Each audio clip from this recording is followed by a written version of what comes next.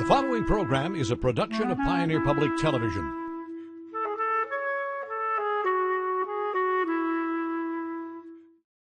Over the past 2-3 years, we've seen a lot more snow geese moving through Minnesota, and the guys have been having a lot more opportunities and success shooting them. Generally speaking, it's going to be the south and western part of the state is where you're going to see the bigger flights of snow geese coming through. That's where we would generally go if we were looking to target them in Minnesota.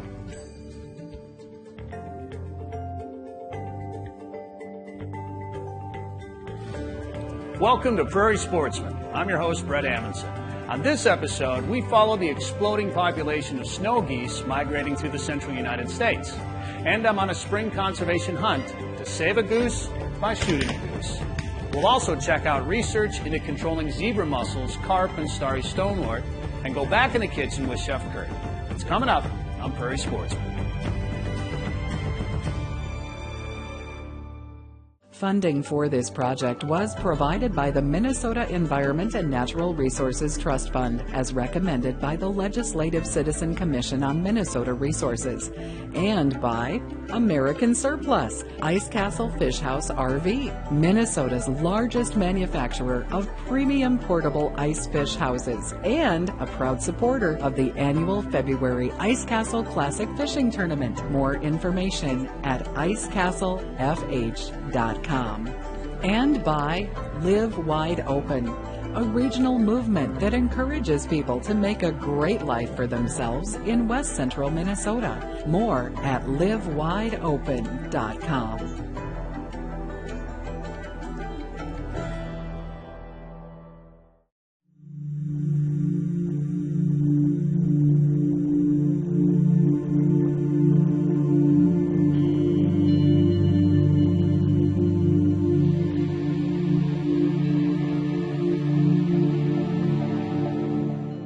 The annual spring snow goose migration is a sight to behold. Biologists struggle with accurate numbers, but the estimated population of lesser snow geese that migrate up through the central United States has exploded. The population is expanding so fast they're literally eating themselves out of house and home up in their nesting grounds in the tundra. That's why a spring hunting season was started back in the late 90s, to help manage the population, to actually do them a favor. We're literally shooting geese to save the geese. This spring, I spent 45 days on the road in 4 states on a wild goose chase during the Spring Conservation Order, or Spring Hunt for Snow Geese, with Tony Crotty and Mid-Migration Outfitters. We like to chase snow geese just because it extends our season from the fall. It's a ton of fun, and we're also helping to save the tundra, save the environment. They were eating all sorts of stuff that they traditionally had not eaten, but again, they were overpowering it.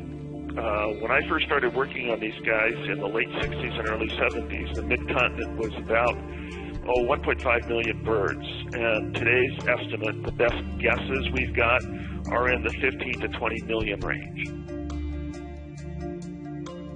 It's just something that you don't get to see. The spring migration is something completely different than you can ever see in the fall. So it's a ton of fun. It is a ton of fun, but it can also be a ton of work. You put on a lot of miles, you get up early, and you set up a lot of decoys. But in the end, there's nothing else like it.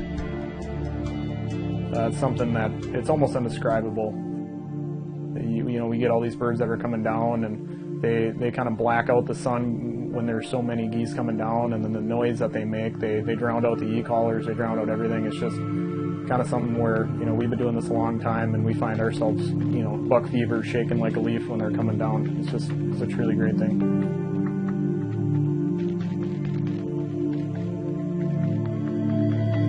We left Milan, Minnesota on Sunday, February 19th, and soon we were set up around a cattle pond surrounded by a cornfield, a favorite food source for snow geese.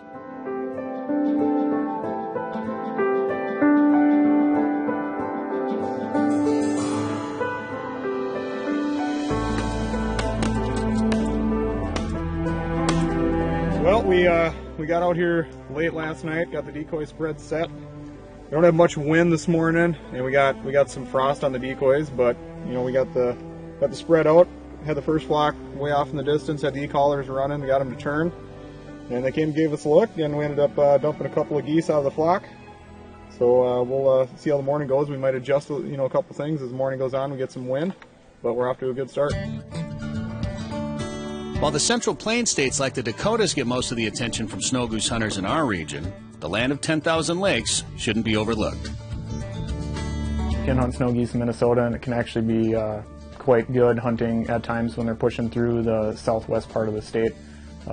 Over the past 2-3 years, we've seen a lot more snow geese moving through Minnesota, and the guys have been having a lot more opportunities and success shooting them. Generally speaking, it's going to be the south and western part of the state is where you're going to see the bigger flights of snow geese coming through. That's where we would generally go if we were looking to target them in Minnesota. While flocks of snow geese are hard to miss, you may have to spend a lot of time looking for them. Scouting is something that it's a very crucial part of hunting snow geese. Whether it comes to when we're setting up on migration spreads or whether we're chasing feeds, we got to be either in the right flight paths or we're trying to find where the birds are going to feed and then roost every night.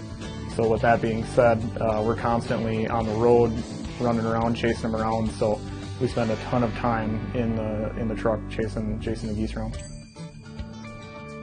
I put on over 6,000 miles alone. Seemed like I put a few thousand of them on just checking out this long line of geese feeding. As you can see, feeding snow geese don't sit still. They're constantly on the move, and so are we. We generally like to set anywhere from 1,000 plus decoys throughout the different situations in the spring. You're also going to need electronic callers for calling for the snow geese, layout lines, and lots of guys that are willing to work.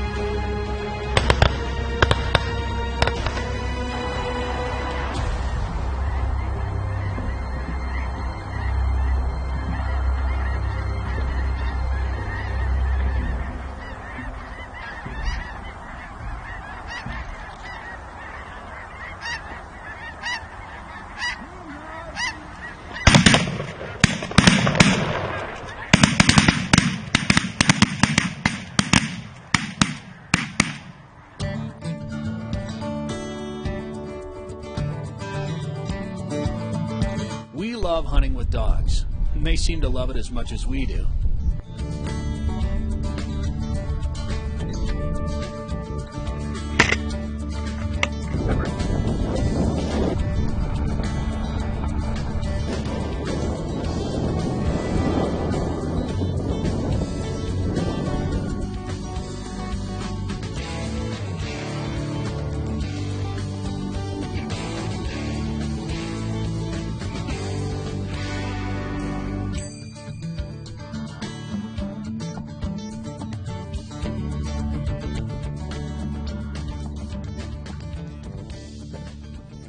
One of the main reasons why I like chasing snow geese so much is just the mass numbers, mass population of birds, and it's a new challenge every single day. It's just something that we're constantly learning different ways, different techniques on how to hunt them, and we get to see just every different species of waterfowl migrating, moving up through the flyway, and it's just something that I think that every waterfowler should see at least once in their lifetime.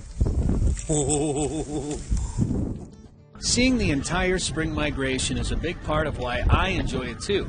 You'll be bombarded with widgeon, pintails, mallards, lumbering Canada geese, and more. You'll also see the odd white-fronted goose, or speckle-belly, specks for short. They'll migrate in huge numbers with snow geese, and while these geese aren't legal to shoot in the spring, they're a lot of fun to watch. And as much fun as we have watching that migration, hunters are here for the snows.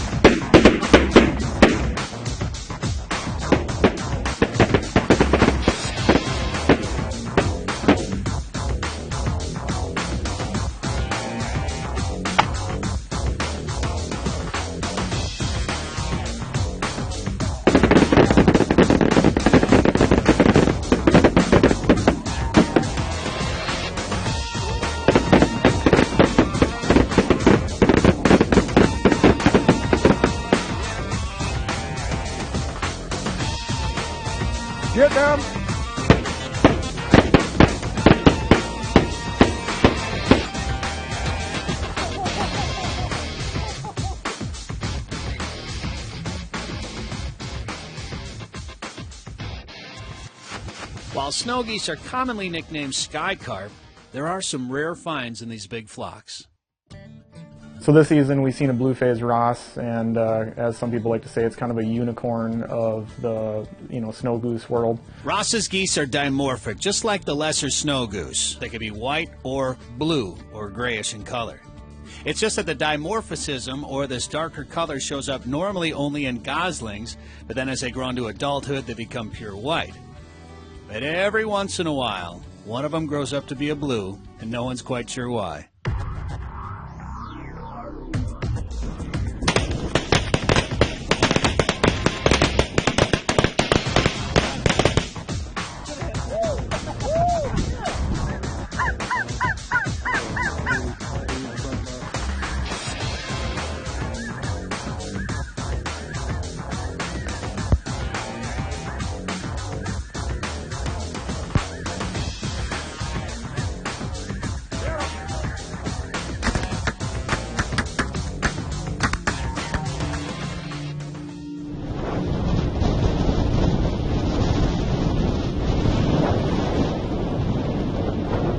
You'll face different weather conditions, heavy winds, rain, blizzards, hot, calm, sunny days, with temperatures ranging from below zero to over 80 above zero.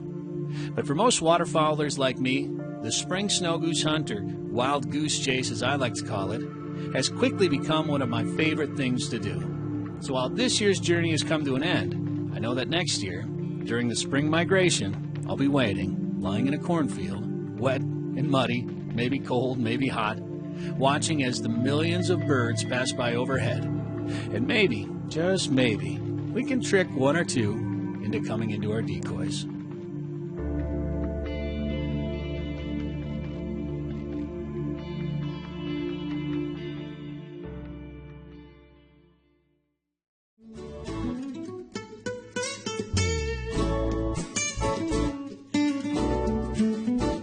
Aquatic invasive species have the potential to cause serious ecological and economic damage in Minnesota. Researchers at the University of Minnesota's Aquatic Invasive Research Center are busy conducting important studies on how to combat the spread of starry stonewort, zebra mussels, and carp. First, we're going to talk with Dan Larkin and his team as they explore ways to effectively grow starry stonewort under laboratory conditions. Today we're going to be looking at an aquatic invasive plant called starry stonewort that was first found in Minnesota in summer 2015. Right now in these different tanks and buckets and aquaria, we are growing starry stonewort that we've collected mostly from Lake Coronis as well as from Upper Red Lake. And so what we're trying to do is get a good handle on how to keep it alive and healthy and reproducing, so that when we do experiments to look at desiccation or herbicide treatments, we have good, healthy plant material to work with. This is starry stonewort that we collected from Upper Red Lake. You can see it has a nice green color, thin stems. It's been described as sort of grass-like. People are concerned about having starry stonewort in our lakes because it can grow so densely in certain areas. It can spread and cover large portions of the shallow water along lakes' edges and can also fill quite a bit of the water column. Unlike some of our native charophytes that stay pretty low down to the sediment, starry stonewort can grow up higher and start to fill in those shallower waters. So starry stonewort is called starry stonewort because it has these star-shaped structures called bulbils. They look like little white stars, and those can give rise to new plants. So this is a bulbil, one of those star-shaped structures that is now sprouted and is giving rise to a new plant. You can see that green stem that's grown out of it. The most likely way for starry stonewort to be spread is by boaters. Where it's been found so far has tended to be concentrated near accesses and in lakes that have accesses. It's not producing spores to allow for sexual reproduction here in North America. The spread is by material being transported and creating clonal or vegetative spread. So it's very unlikely that waterfowl or other wildlife are spreading starry stonewort. it's likely to be driven almost entirely by boater movement and other human activity. I think the real key to make sure you're not spreading starry stonewort is to closely examine your boat, your prop, your trailer, looking for the green plant fragments, and just, a relatively small fragment can lead to a whole new plant. And then also looking out for these white bulbils that sort of might be hidden on things that have a white background. For example, if it's stuck to the hull of your boat, it might not be that obvious trying to find them. So really carefully inspecting and cleaning boats and other equipment that you're using out on the water is a key to preventing further spread. Next, we join Sunil Moore to learn about his research into pathogens to control invasive carp. My role in this project is we are working on screening the pathogens that are present in invasive carp species, mainly the common carp, silver carp, bighead carp. And then next phase will be to figure out the potential pathogens that we can use to kill the carp in different lakes. Sunil grows carp cells and inoculates them with viruses. They are checked daily for 7 to 10 days to see if any of the viruses are growing. The object is to identify pathogens that could kill invasive carp without harming native fish or other species. Once we know all this, then it will be easy for us to pick up a potential pathogens that can kill carp only, but will not affect our native population. And finally, we're in the laboratory with Adam Dahl, who's doing research on zebra mussel larvae.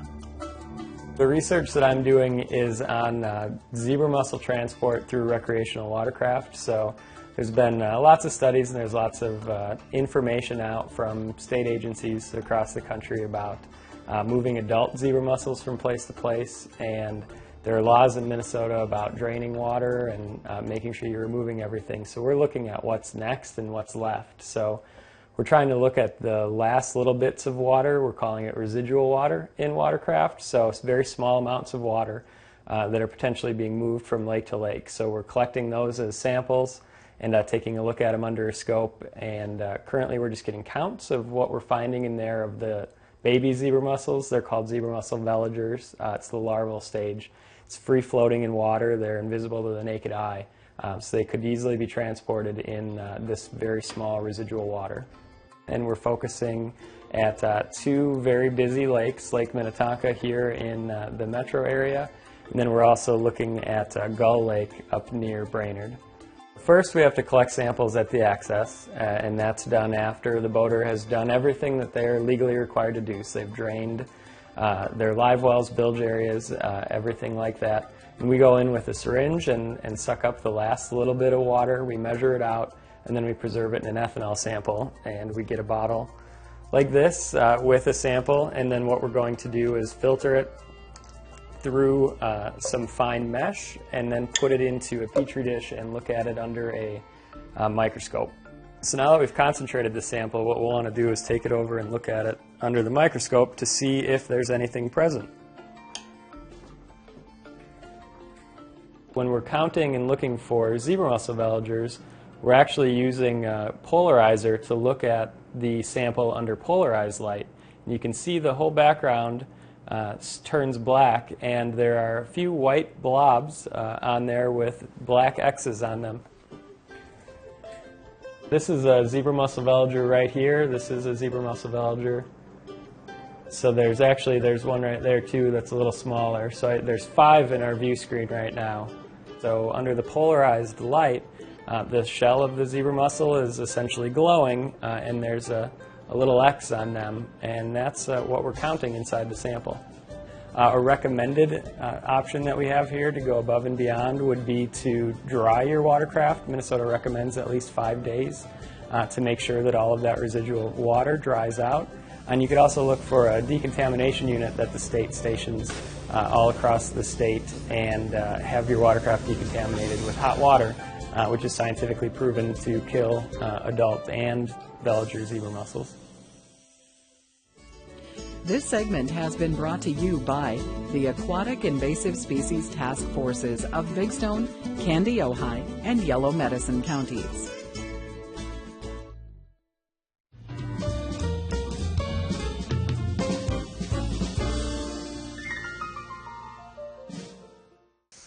Thanks for tuning in. Now, come join me for creamed venison O'Brien. We're going to make this, put it in a stuffing cup. We roast it in the oven. We're going to add some pickled vegetables to this, and away we go. Venison meat in the pan. I'm going to give this a quick stir. I need to try to brown this as rapidly as I can. You saw me put in a pat of margarine.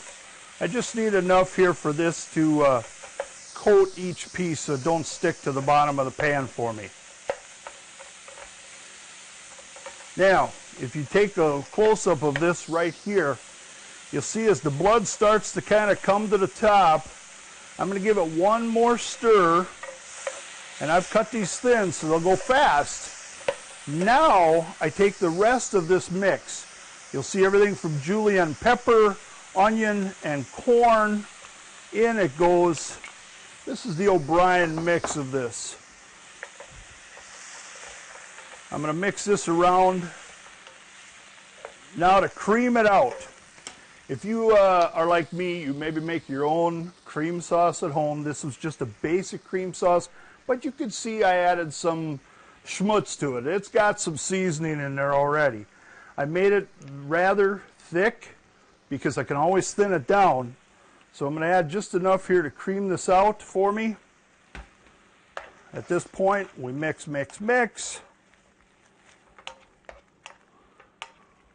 Now we're going to let this reduce just a few minutes while I run over here. Pickling has become a new hobby at this household. My wife is exceptionally good at it. She cans a number of materials as well, so we get to enjoy some really fun stuff. Now, one of the funnest things that as I've gotten older, that I start to love is these doggone Brussels sprouts. You'll see that I've cut them in half. We made our brine. We brought the brine to a boil. We added these half sprouts to the mix. Then we added some additional veg. You'll see little baby onions here, which, you know, I'm getting more like my dad every day too, where I seem like I can eat a whole one of those. Some carrots, and those are the basics for me to have something that goes well with lunch, especially in this case where I'm doing something with a creamed lunch. It's going to allow me to cut that cream flavor. So I got this little bit of vinegar bite that's going to clean that palate and make it even better for me. Now, you see that I stopped adding sauce and it still looked a little dry. Look what's happened. That sauce, the meat has weeped out.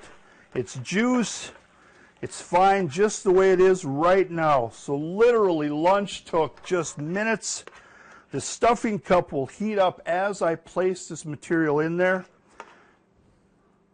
So now we just go like so. And we have enough here for 2 portions. If you want, an option that you could add to this is a little cheese right on top to give it a little bit of look. But I tell you what, it don't need it. This is good, old-fashioned, feel-good food and good for you. Give it a try, won't you?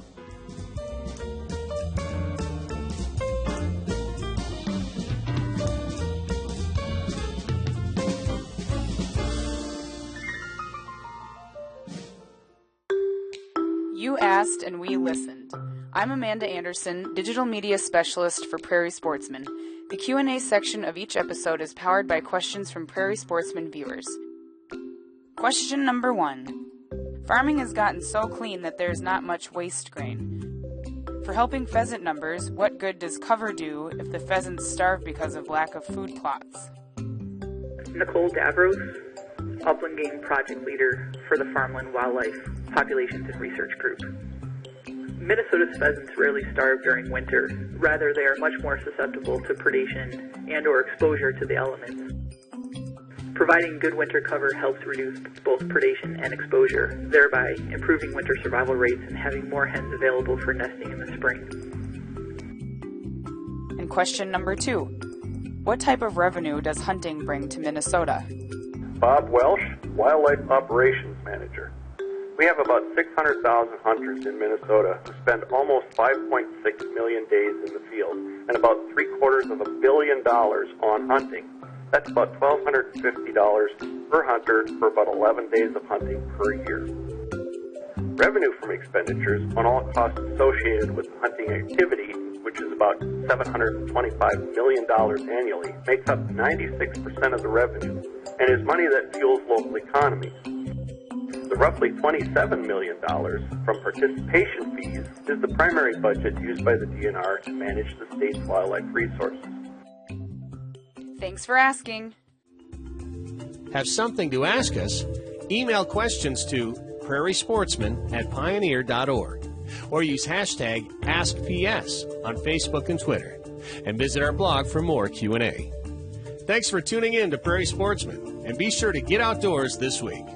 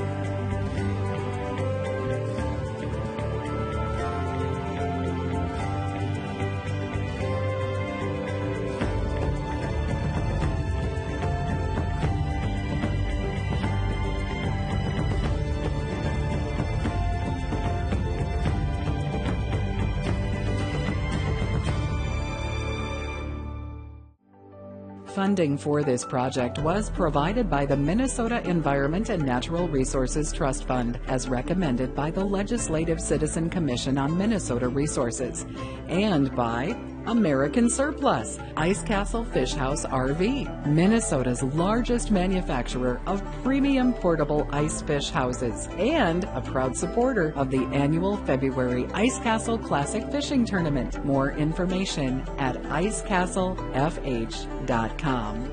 And by Live Wide Open, a regional movement that encourages people to make a great life for themselves in West Central Minnesota. More at livewideopen.com.